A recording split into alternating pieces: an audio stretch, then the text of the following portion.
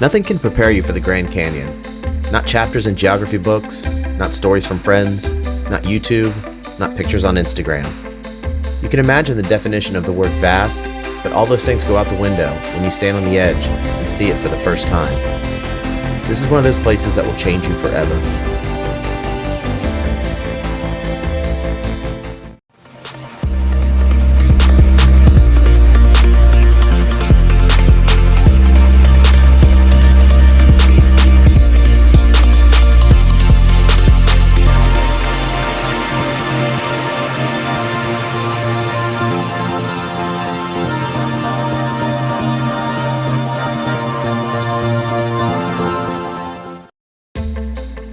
While I was still in Utah, a good friend of mine texted me to tell me he was headed to Vegas and that I should meet him there.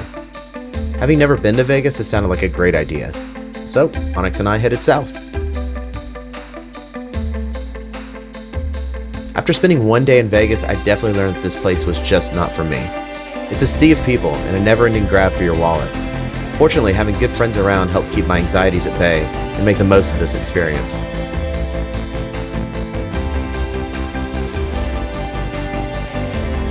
Also, my first In-N-Out burger did not disappoint. After Vegas, I was stuck with the decision to keep heading west or go see the Grand Canyon. And I think by the title of this video, I'm sure you know by now what I decided on. I was able to land a workaway gig in nearby Meadview. Workaway is a program that allows you to work for an individual in exchange for food and lodging. This one turned out to be awesome, as I got to meet some great people and experience new things like tarantulas and bighorn sheep. I also got to explore Lake Mead and do some donuts on an ATV.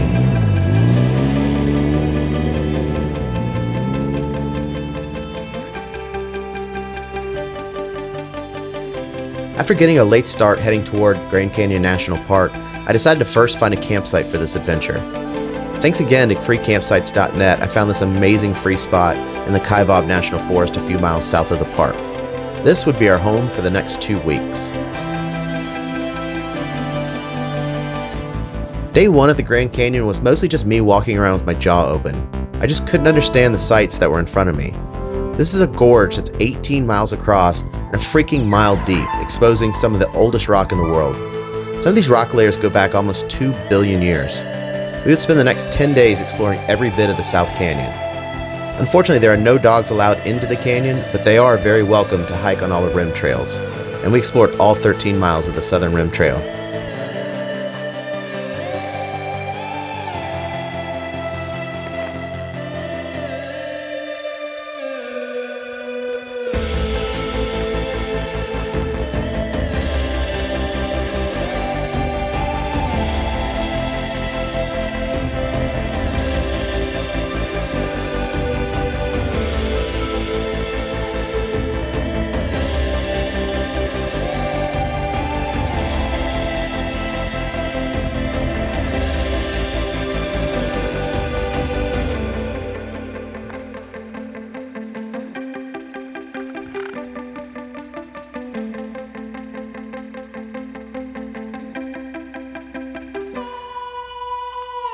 It felt like every quarter mile we had to stop and just look around.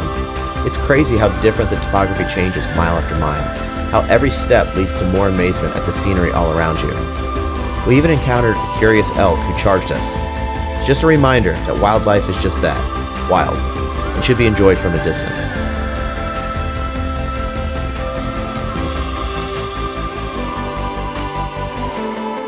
It's hard to put into words how I feel about this new life of mine.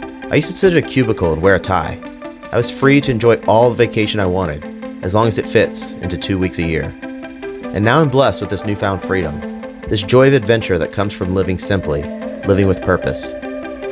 Experiencing the Grand Canyon just solidified the fact that I've made the best decision, the decision to truly enjoy life, to experience everything this world has to offer.